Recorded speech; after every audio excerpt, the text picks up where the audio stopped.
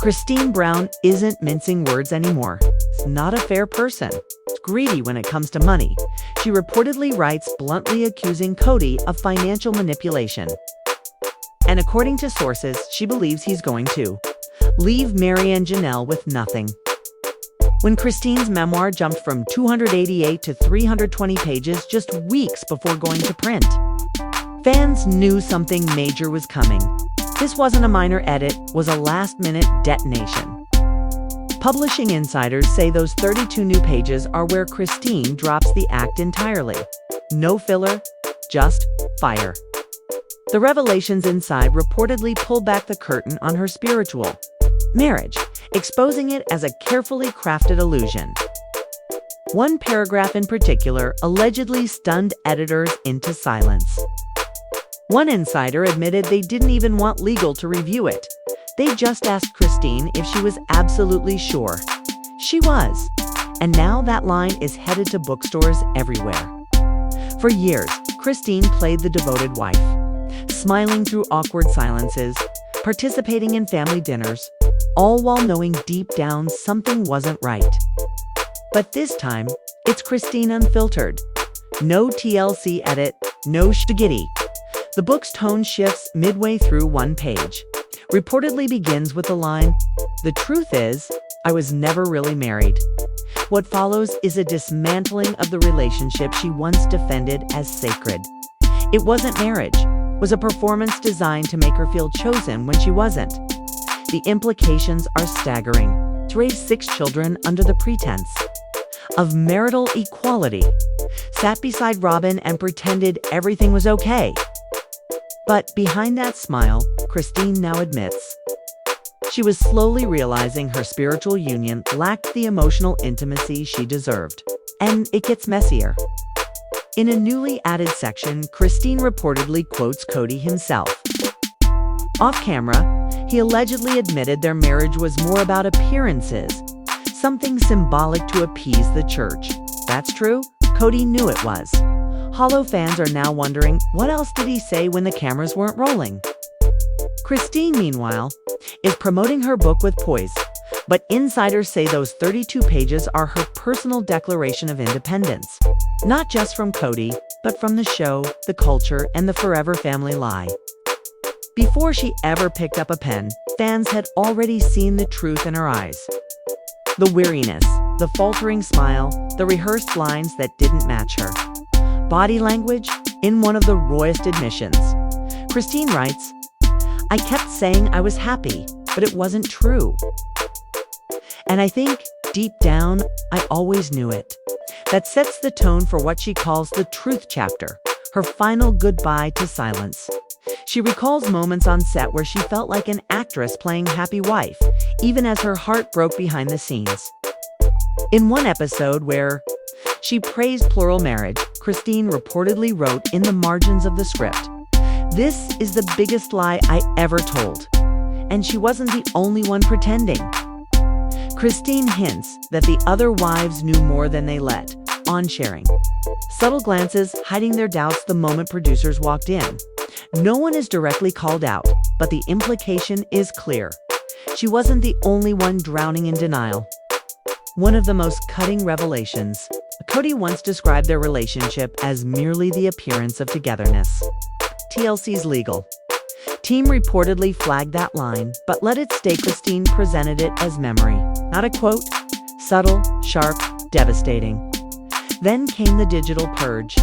Kody quietly removed all references to sister wives from her online bios.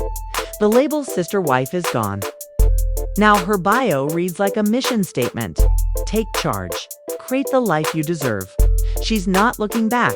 She's launching forward. And TLC took notice. When the updated manuscript was uploaded to the printer, insiders say producers panicked, wondering if Kody had just quit the show without saying a word. On her book tour, Kody beams in bright colors, red lipstick, and David by her side. Not as a former sister wife, just as Kody. Fans are calling the memoir a silent divorce, not just from Kody, but from the entire institution that kept her loyal and voiceless for decades. And the final twist, a document. The one Kody called sacred. A handmade covenant written in marker, sealed with wax, stored for years in a fireproof box.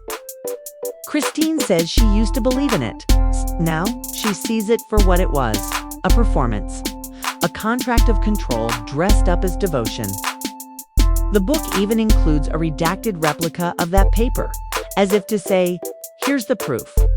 This was never real. The last word. Christine reprints her new bio in the final chapter's footnote. If to say, want to know who I am now? Kody Brown once believed her spiritual marriage was just as valid as a legal one. In the margins of her memoir, she makes a powerful observation. It only mattered when it benefited him. Allegedly, their spiritual covenant laid out shared responsibilities, emotional leadership, and spiritual unity. But according to Christine, Kody didn't uphold any of it. It was a document he honored only when it gave him leverage. And when she finally tried to leave, it was that very covenant he reportedly waved in her face. Proof, he claimed, that she had agreed to this life. But Christine now calls it what it really was: emotional manipulation cloaked in spiritual language. She believed in that document because she was raised to. Her family's roots in the AUB run deep, all the way back to Rulin Alred. She believed in eternal unions, sacred callings, and forever families. She believed that if she just kept giving, the blessings would come. But as she allegedly reveals, the covenant never protected her. It protected him. And Christine didn't just walk away from that paper. She walked away from the man who used it against her. Rumor has it she didn't leave empty-handed. One insider claims that in the updated manuscript, Christine included a financial footnote. A detailed breakdown of the expenses she covered during the covenant years compared to what Kody contributed. True, it paints a devastating picture: thousands spent on childcare, education, groceries, and housing, all while Kody managed optics. And here's what hits hardest. She doesn't present this as bitterness, she presents it as evidence. In fact, early readers say it's these pages, the ones filled with numbers, receipts, and timelines, that flip the entire tone of this book. Until now, Christine's story had been about growth. But in this section, the mask drops. The spiritual marriage, she argues, wasn't just unfulfilling, it was weaponized. And fans are now wondering, did Christine really keep that covenant document all these years? What else is in that fireproof box? Because Christine doesn't just imply financial inequality, she lays it bare. Reportedly, she and Janelle reconstructed a financial timeline that shows exactly how money flowed in the Brown family and where it all ended up. One alleged line from the memoir is already going viral. We all gave, but only one house got. She never names Robin. She doesn't need to. The numbers speak for themselves. The receipts, they're not metaphorical. The book reportedly includes screenshots, PayPal transfers, joint account expenses, and even a note from Janelle, documenting every time Kody promised to reimburse her and didn't. This isn't petty, it's accounting. According to insiders, Christine was hesitant to include the money section. Not because it wasn't true, but because she didn't want it to seem vengeful. It's not revenge. She allegedly told her team, it's clarity. And clarity is exactly what fans get. For years, viewers watched Christine pinch pennies while other homes appeared comfortable. Now, they know why. The real gut punch. Christine allegedly includes a PayPal transfer receipt dated this same night as one of her most emotional on-screen confrontations with Kody. While the cameras rolled and hearts broke, someone was quietly moving money in the background. That's not coincidence. That's coordination. And if that's true, if Christine and Janelle really have this paper trail, the entire Sister Wives narrative crumbles. Because love is complicated. But math doesn't lie. And fans are already asking if Christine has the receipts. How many more do they have? And who's next to speak? Sources claim TLC went into full-blown damage control the moment those 32 extra pages hit. Departments scrambled, legal publicity, even advertising. memoir wasn't just a marketing boost anymore. It was a liability. A longtime producer allegedly called the updated manuscript a torpedo because it didn't just tell Christine's story, it dismantled the very foundation the show was built on. And in the most chilling twist of all, Kody's reaction, both on-screen and behind closed doors, may have proven Christine's point. As one insider put it, she gave her last dollar. I may still ask for more. Now, read it again. She'd seen it happen too many times. Women trapped, silenced, cornered by tradition. So when Christine walked away, it wasn't impulsive, it was calculated. Whispers now suggest that years ago, she negotiated a rare clause in her TLC contract, one that gave her freedom to write her truth, as long as she didn't name names or leak production secrets. And if that's true, it explains everything. Because what TLC received wasn't just a memoir. It was a legal, deliberate, bulletproof blueprint for her escape, not just from Kody, but from the entire system. They couldn't stop her. She broke no rules. She said no names. She just told her story. And the effect? Immediate. Suddenly, Christine vanished from TLC's promos. Janelle appeared solo. Birthday shoutouts went silent. Fans noticed, and silence, as we know, often says the most. But here's the twist. Christine didn't torch anyone on the way out. No lawsuits, no drama, no names. Just honesty with surgical precision. And in doing so, she struck harder than any public feud could. Because nothing unsettles a media machine more than a woman who walks away quietly, holding her receipts and a bestseller. That's when fans started asking, was Christine the first domino? Did Janelle sign a similar clause? Is this the beginning of a coordinated unraveling? In one of the newly added chapters, Christine describes a funeral. No names, no details. Just a single line, everything I thought I'd accepted finally shattered. Fans are convinced it refers to the heartbreaking loss of Garrison Brown, a tragedy that shook the family to its core. Mykelti and Tony spoke out subtly after the funeral, choosing to step away from Robyn and Kody. Now, Christine's memoir fills in the blanks. It wasn't just grief, it was what grief revealed. Christine recalls standing beside someone who couldn't look her in the eye. She felt the performance, the detachment. She saw the family fracture in real time and couldn't unsee it. While Christine tells her truth with calm resolve, Robyn, it seems, is unraveling behind the scenes. Fans noticed her unfollowing nearly every Brown family member on social media.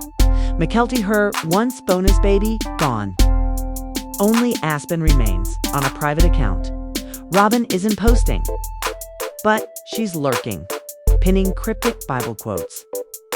Messages of betrayal, of divine justice.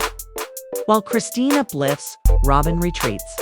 They're living in parallel worlds, one rising, one spiraling. But Christine hasn't dropped everything, not yet. Sources claim there's a voicemail, a final piece, and if she ever releases it, the last veil may fall. Behind the scenes, something bigger is taking shape. Christine's publisher is reportedly fielding messages dozens a day from women in closed religious communities, from wives in spiritual marriages, from women over 50 who finally feel seen. Some say she's met quietly with legal advocates. Others hint at a fund for women leaving polygamous sex, therapy, housing, safety. This isn't just a story anymore. It's a movement. Her captions have changed. No longer cheerful marketing blurbs. They read like war cries of survival. This is when I thought I had to be quiet.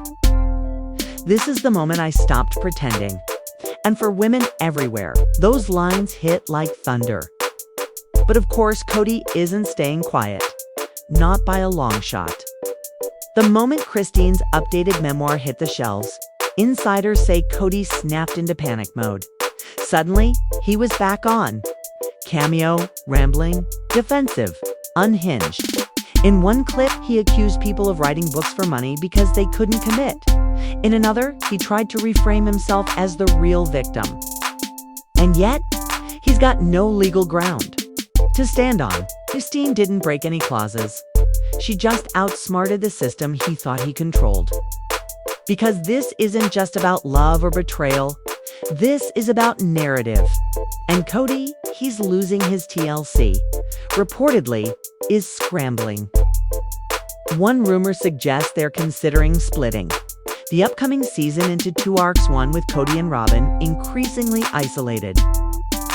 The other with Janelle and Christine, thriving post-escape. But there's a problem. Christine's story shines too bright, and Kody's feels like yesterday's news. Now he's allegedly pushing for a rebuttal special, a televised correction. But there's nothing to correct when someone's just telling their truth, calmly, page by page. Maybe that's the biggest threat of all, because Christine isn't bitter. She's not raging, she's not even angry. She's done. And that's more dangerous than any outburst ever could be. Because it's hard to dismiss a woman who isn't shouting. It's hard to smear someone who just stopped lying to herself. And that's exactly how Christine ends her book with a line so quiet, yet so cutting. Early readers say they gasped. I stopped being a wife the moment I stopped lying to myself. It's not an attack. It's not a headline grab. It's an obituary for a role she outgrew. And while Kody shouts into a void, Christine builds something. A legacy, a voice, a future. So the question is no longer what will Christine do next? The question is, who's brave enough to follow her?